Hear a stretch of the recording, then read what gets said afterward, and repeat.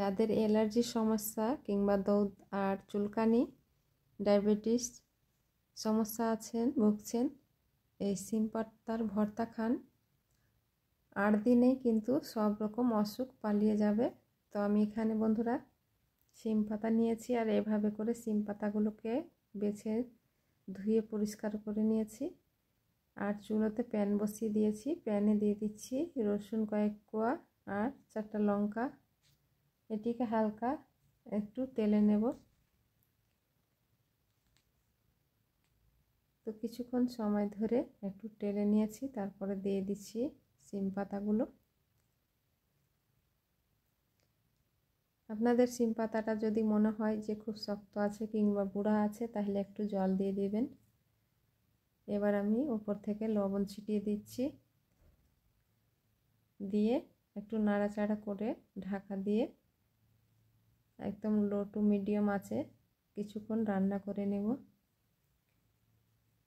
কিছুক্ষণ পর আমি ঢাকা খুলে আবারও খুব ভালো করে নেড়ে দেব।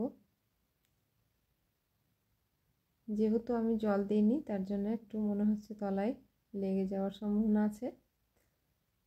তো আমি একটু অল্প করে জল দিয়ে দিচ্ছি যেন তলায় লেগে না যায়, দিয়ে আবার ঢাকা দিয়ে লো টু মিডিয়াম আছে আবার কিছুক্ষণ রান্না করে নিয়েছি। এবার আমি নামিয়ে ঠান্ডা করে সরাসরি শিলনোড়ায় বেটে নিয়েছি। আর তেল ফোড়ন করব, তার জন্য সর্ষের তেল দিয়ে দিলাম 1 টেবিল স্পুন, আর 2টো শুকনো লঙ্কা, কালো জিরে ফোড়ন দিয়ে এটাকে একটু লাল করে ভেজে নিয়ে তারপরে দিয়ে দিব বেটে রাখা সিম পাতার ভর্তা। তো এই যে বন্ধুরা খুব সুন্দরভাবে মিহি করে বেটে নিয়েছি। এবার এইভাবে করে খুন্তি দিয়ে একটু নেড়ে চেড়ে ভালো করে তেলের সঙ্গে মাখিয়ে নেব। এতে করে যদি লেগে যাবে মনে হয়, তাহলে অল্প একটু জল দিয়ে দিতে পারেন। এতে করেও খুব সুন্দরভাবে